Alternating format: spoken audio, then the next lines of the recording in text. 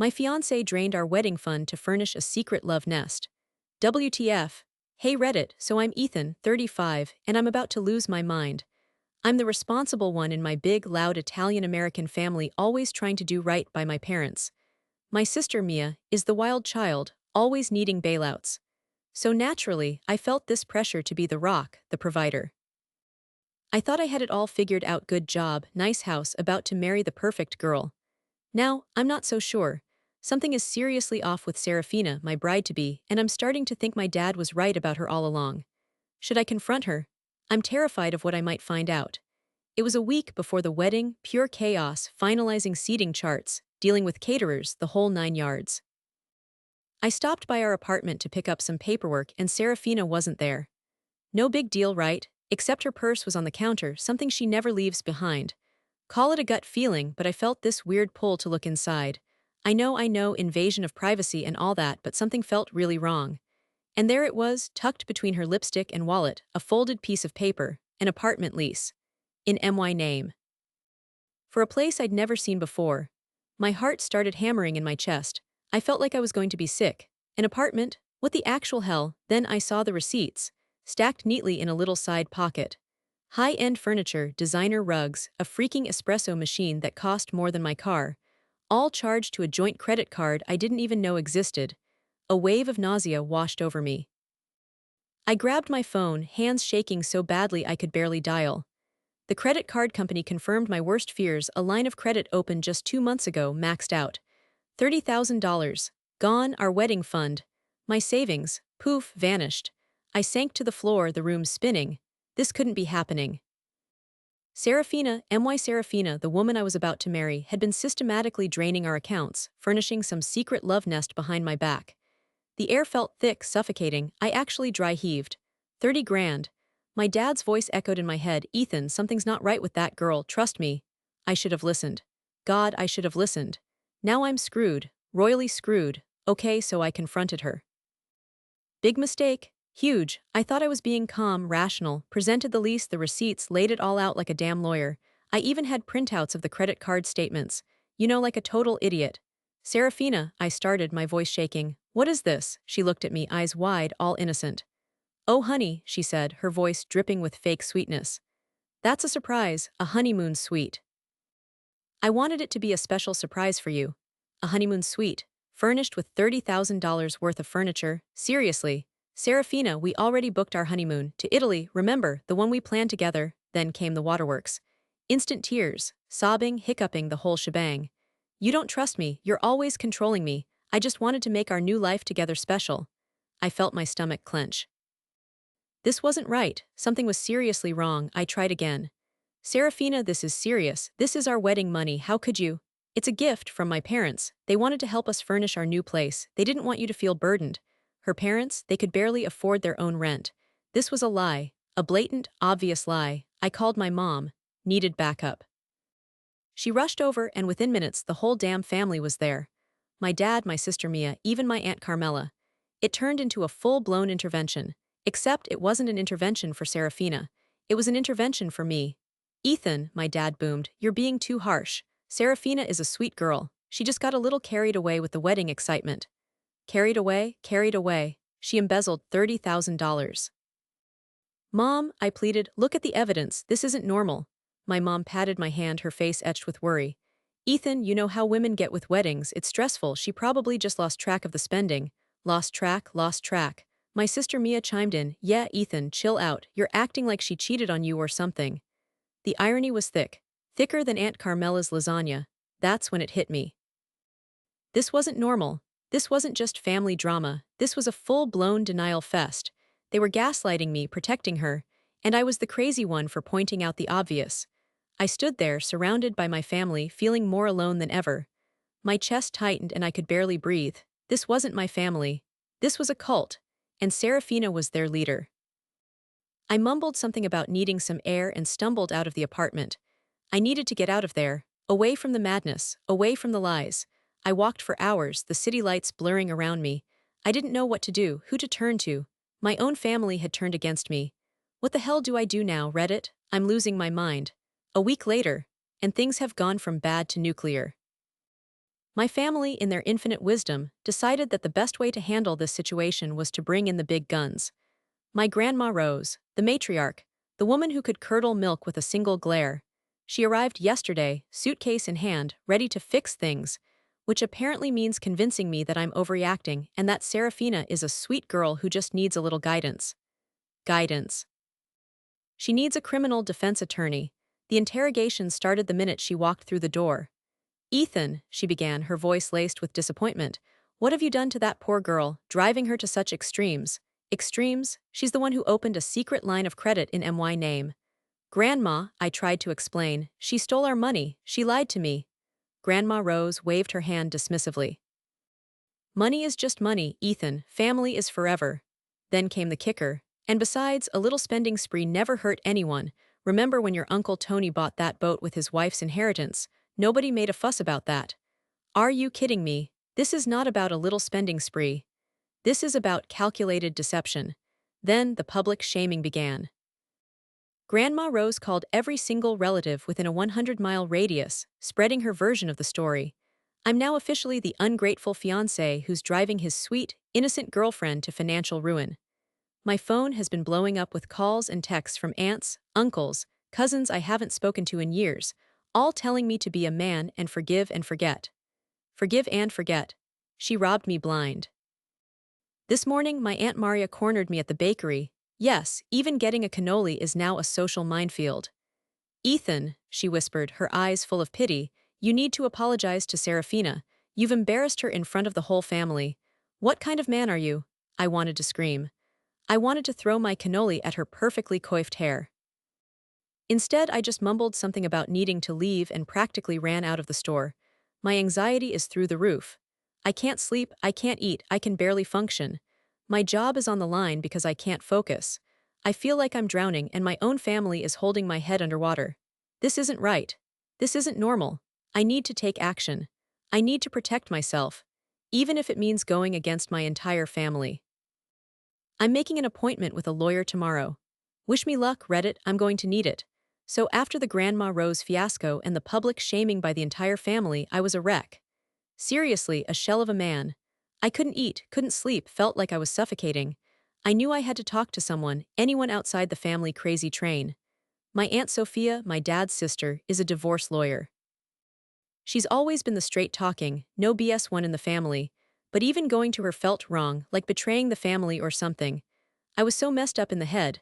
I finally called her, practically whispering into the phone, Aunt Sophia, can I come talk to you? It's about Serafina. There was a pause. Then, come over, Ethan, now. I spilled everything. The lease, the receipts, the burner phone, the 30K, Grandma Rose's intervention, the whole twisted saga. I half expected her to tell me I was overreacting just like everyone else. But she didn't. She listened, her face hardening with each detail. When I finished, she just stared at me, her eyes wide with disbelief. Ethan, she said slowly, this isn't just wedding jitters. This is predatory behavior. Hearing those words, something inside me snapped. It was like a dam breaking. I started to cry, ugly, heaving sobs. All the stress, the fear, the confusion, it all poured out. I felt like a damn fool, a naive idiot. Aunt Sophia just sat there, letting me cry it out. When I finally calmed down, she looked at me, her expression serious. Ethan, she said, you need to protect yourself. This woman is dangerous, she's not who you think she is. She told me to gather every single piece of evidence I had. Bank statements, emails, texts, everything. She said she'd connect me with a forensic accountant and a lawyer who specialized in financial fraud. She even said, and I'll never forget this, Ethan, your family is blinded by tradition and loyalty. They're wrong. You are not overreacting. This is serious. Hearing her validate my feelings, after weeks of being gaslighted by everyone I loved, it was life-changing. It was like I could finally breathe again. Someone finally saw me. Someone finally believed me. It gave me the strength I needed to fight back, to take control. I wasn't crazy, I wasn't overreacting, I was a victim, and I wasn't going to let her get away with it. Not anymore. Right then and there, I knew what I had to do. It was terrifying, but I knew it was the only way. I had to expose her, I had to protect myself. And I had to show my family once and for all that I wasn't the crazy one. SHE was. It was the day before the wedding. The day before I was supposed to marry the woman who had systematically, meticulously, and heartlessly stolen from me. I was numb, running on autopilot, trying to pretend everything was normal while inside I was screaming. I went to Serafina's apartment to pick up some things we needed for the rehearsal dinner. She wasn't there, again, but her purse was, on the kitchen counter like a beacon of bad decisions. I don't know what compelled me, maybe some sick, twisted sense of self-preservation, but I opened it. I wasn't looking for anything in particular, just something. Anything to make sense of the nightmare I was living. And there it was, a burner phone. Tucked away in a hidden compartment. My blood ran cold. Why would she have a burner phone? Unless, my hands trembled as I picked it up, it wasn't locked. The last text message was on full display, from a local jeweler, a jeweler I recognized. The jeweler who designed my grandmother's ring. The ring I had given Serafina. The ring I'd inherited, the ring that was supposed to be a symbol of our love, our future, our family legacy. The message read, confirmed, $12K cash tomorrow afternoon, no questions asked. $12,000, the estimated resale value of my grandmother's ring. The ring Serafina was wearing on her finger, the ring she promised to cherish forever. In that moment, something inside me snapped. It was like an out-of-body experience. I could feel the blood draining from my face, my heart pounding in my ears. It was the final, damn, straw. All the doubt, the guilt, the self-blame I had been carrying, it all evaporated. I was no longer a victim. I was fury, pure, unadulterated rage. The room tilted, the walls seemed to close in. I gasped for air, clutching the phone like it was a lifeline. This wasn't just about the money anymore. This was about betrayal. A calculated, cold-blooded betrayal of the deepest kind. She never loved me. It was all a lie. A meticulously crafted con. She was a thief, a liar, a monster. The nausea returned, but this time it was different. It wasn't the nausea of fear or confusion. It was the nausea of disgust. I wanted to vomit. I wanted to scream. I wanted to burn everything SHEOWNED to the ground, but I didn't. I took a deep breath, a long, shaky breath, and I made a decision. Right there, in that moment, everything changed. I wasn't going to be a victim anymore. I wasn't going to let her win. I was going to fight back. I was going to expose her. I was going to destroy her. I was going to get justice. I left the apartment, burner phone clutched in my hand, and went straight to my Aunt Sophia's. The war had begun. Okay, Reddit, buckle up, because this is where shit gets real. After that burner phone revelation, I went into full-on war mode. I knew I couldn't go to the cops without solid proof, and my family sure as hell wasn't going to believe me without a mountain of evidence. So I became my own private investigator. First, I went to Aunt Sophia, showed her the texts. Her face, priceless. That bitch, she muttered, which, coming from my normally composed aunt, was basically the equivalent of a full-blown Sicilian curse. She immediately called her forensic accountant contact, a guy named Sal. Salvador the Shark Morty, she said with a grim smile. He'll find where every penny went. The shark, I liked the sound of that. Then we started gathering everything. I printed out every bank statement, every credit card bill, every suspicious email. I even went back to the secret apartment and took pictures of the furniture, the lease agreement, everything. I felt like a goddamn spy, sneaking around, documenting my own demise. It was surreal, but I knew I needed this. I needed ammunition. Sal the Shark didn't disappoint. He dug through our finances like a bloodhound on a scent. He uncovered hidden transactions, shell corporations, even offshore accounts. Turns out, Serafina wasn't just spending our money, she was laundering it. This wasn't just about a wedding fund anymore, this was some serious criminal shit. My lawyer, a sharp, no-nonsense woman named Ms. Diaz, advised me to stay quiet, to not tip Serafina off. Let her think she's gotten away with it, she said. We'll hit her with everything we've got when the time is right. The anticipation was killing me, but I knew she was right. I had to play it cool. I had to be strategic. I also started documenting everything. Every interaction with Serafina, every lie, every gaslighting attempt. I recorded phone calls, legally of course, thanks to one-party consent laws in my state, saved text messages, even kept a detailed journal of my emotional state. I knew this could be a long, drawn-out battle, and I needed to be prepared. Mentally, I was a wreck. One minute I was filled with white-hot rage, the next I was numb with grief. I started seeing a therapist, which, let me tell you, was a huge step for a guy like me, raised in a family where therapy is basically considered a weakness. But I needed help. I needed to process the betrayal, the trauma, the sheer mind fuckery of it all. Therapy helped me compartmentalize, to separate the emotional chaos from the practical steps I needed to take. It helped me stay focused. The night before the wedding, I didn't sleep. I sat in my apartment, surrounded by piles of evidence, reviewing every detail of my plan. I felt like a general preparing for battle.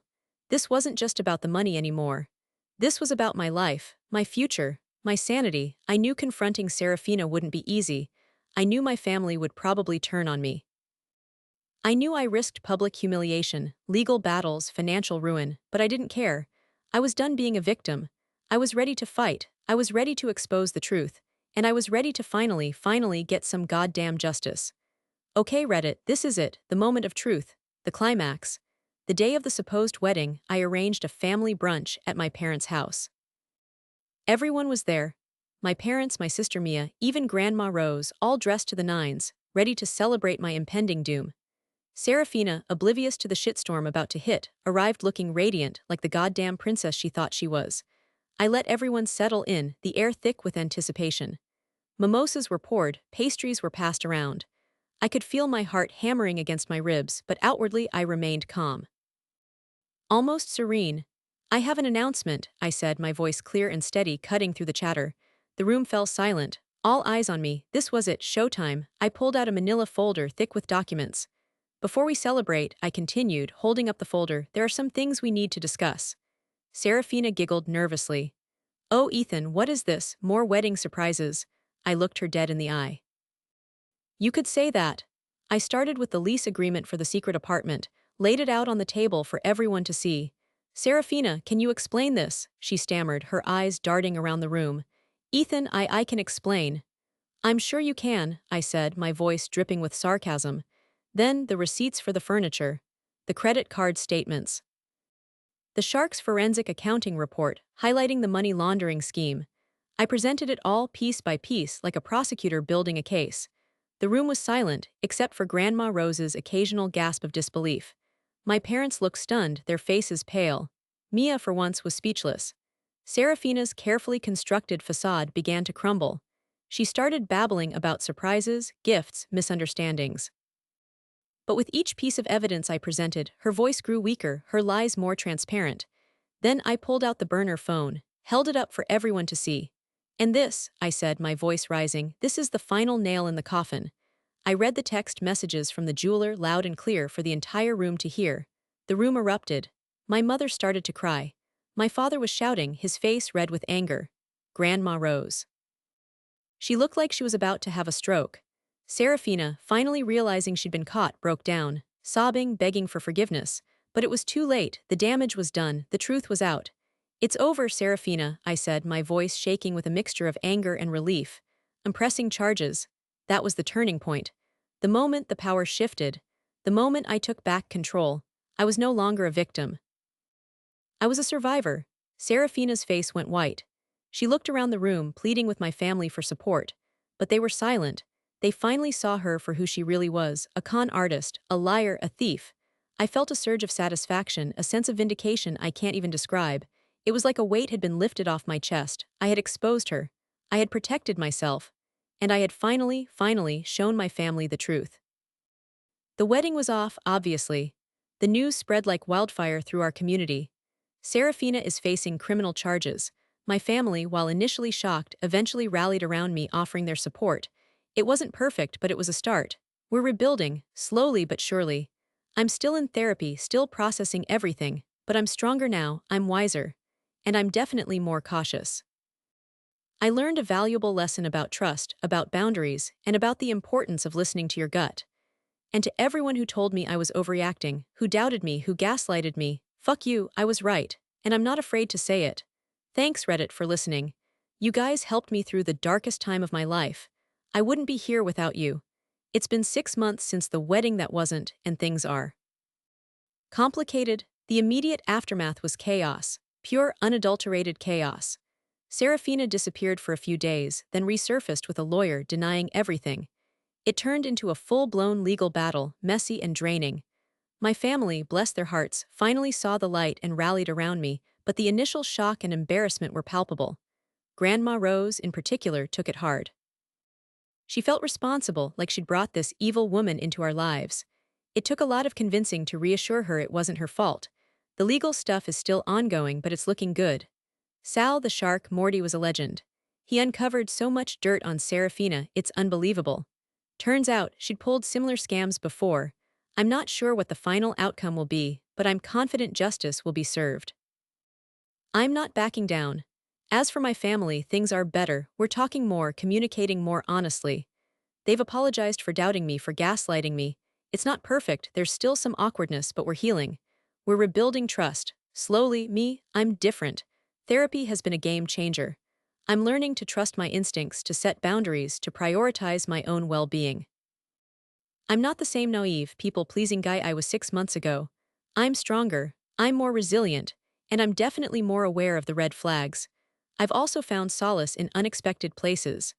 I joined a men's group, something I never would have considered before. Talking to other guys, sharing my experiences, it's been incredibly helpful. It's helped me realize I'm not alone. And it's helped me process all the toxic masculinity bullshit I was raised with. It's a work in progress, but I'm getting there. I've also started volunteering at a local community center working with kids. It's given me a sense of purpose, a way to channel my energy into something positive. It's been healing. Surprisingly so. So yeah, it's been a roller coaster. A fucking nightmare roller coaster. But I'm surviving, I'm healing. I'm moving forward. One day at a time. Has anyone else gone through something similar? How did you cope? How did you rebuild your life after such a devastating betrayal? Any advice would be appreciated. This shit is hard.